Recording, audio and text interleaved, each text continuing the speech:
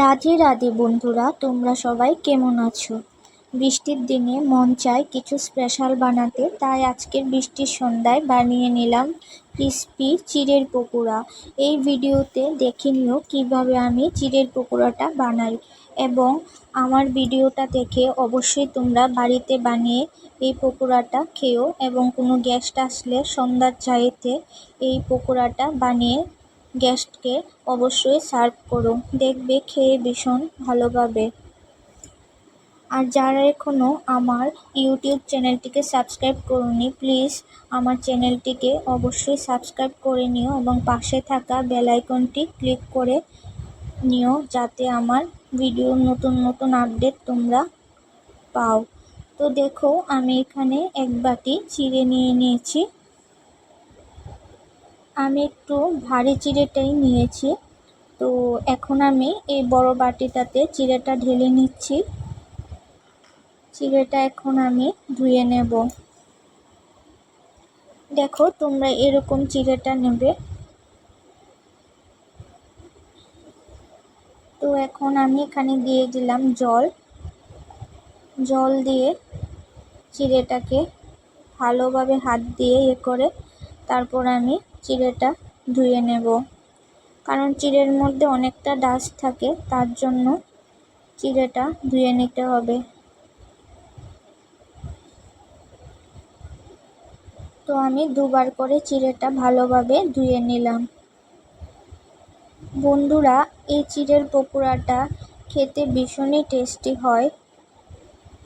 তোমরা আমি যেভাবে বানিয়েছি সেইভাবে একবার হলেও বাড়িতে বানিয়ে খেও, দেখবে খুব ভালো লাগবে। চিড়েটা আমি একটু ধুয়ে ঢেকে রেখেছিলাম প্রায় 10 মিনিটের মতো। দেখো চিড়েটা কি সুন্দর ঝরঝরে হয়ে গেছে, একটু জল নেই। আর আমি এখানে একটা গোটা আলু 2 ভাগ করে সেদ্ধ করে নিয়েছিলাম। এখন আমি আলুটা এখানে দিয়ে দিলাম। এখন আমি আলুটাকে ভালো করে হাত দিয়ে মেখে নেব এই চিড়েটার সঙ্গে। আর বন্ধুরা, আমি তো এক হাতে ক্যামেরা ধরি আর এক হাতে ভিডিওটা করছি, মানে রান্নাটা করছি, তার জন্য একটু অসুবিধা হচ্ছিল। তো তোমরা আমার ভুল ত্রুটি ক্ষমা করে নিও। দেখো, তো আমার চিড়ে মাখাটা হয়ে গেছে আলুর সঙ্গে। এখন আমি এখানে দিয়ে দেব পেঁয়াজ কুচি, তারপর দিয়ে দেব কাঁচা লঙ্কা কুচি,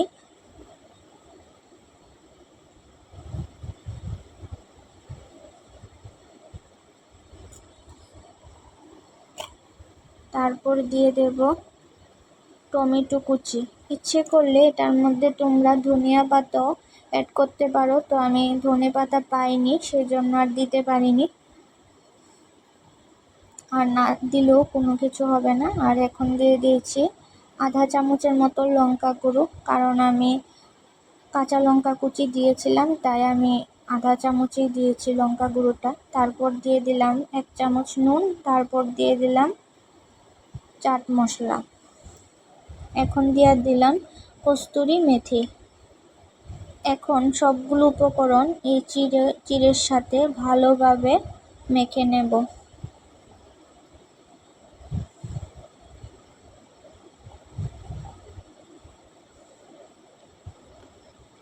তো ক্যামেরাটা আমি মাকে বলেছিলাম ধরতে। তো এখন আমি ভালোভাবে মিশ্রণটাকে মেখে নিচ্ছি।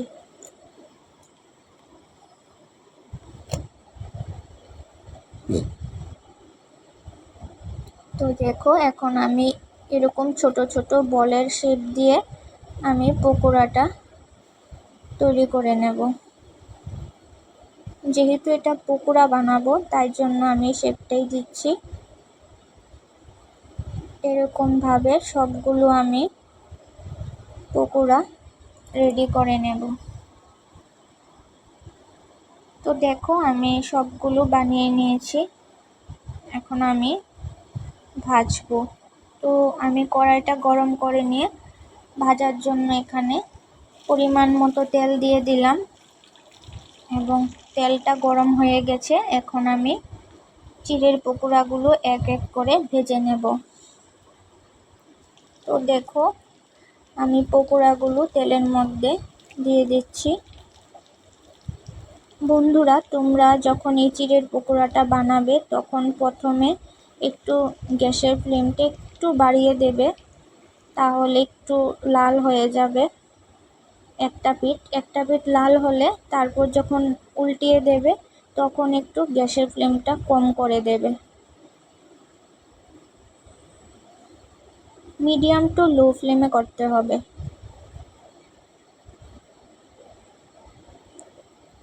দেখো এখন একটা সুন্দর বাদামি কালার ধরে এসেছে। যখন কালারটা একটু এরকম হয়ে আসবে তখন বুঝতে হবে যে পকোড়াটা হয়ে আসছে। আর তখন চুলার আঁচটা একদম কমিয়ে রাখতে হবে, যেন পুড়ে না যায় সেদিকে লক্ষ্য রাখতে হবে। তো দেখো এরকম হয়ে গেলেই পকোড়াটা রেডি, তখন তোমরা নামিয়ে ফেলবে। তো আমি প্রথম অবস্থায় যে পকোড়াগুলো দিয়েছিলাম সেগুলো ভাজা হয়ে গেছে, এখন আমি নামিয়ে নিচ্ছি।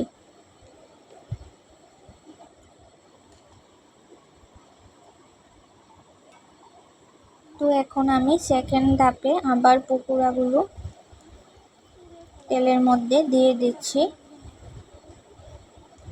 যেগুলো বাকি রয়ে গেছিল সেগুলো এখন ভেজে নেব। দেখো এইভাবে তোমরা আস্তে করে উল্টিয়ে দেবে, যেন ভেঙে না যায় সেদিকে লক্ষ্য রাখতে হবে। তো দেখো পকোড়াগুলো হয়ে গেছে, আমি একটা প্লেটে কি সুন্দর নামিয়ে নিলাম।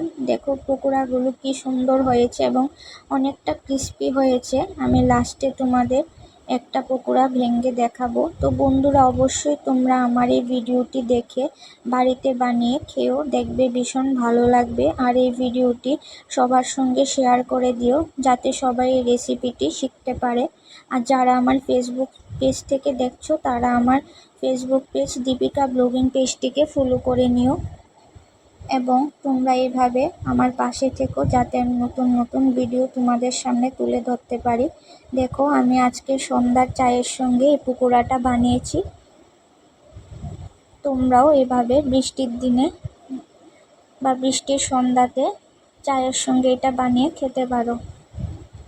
তো দেখো আমি ভেঙে দেখাচ্ছি পকোড়াটা কত ক্রিস্পি হয়েছে।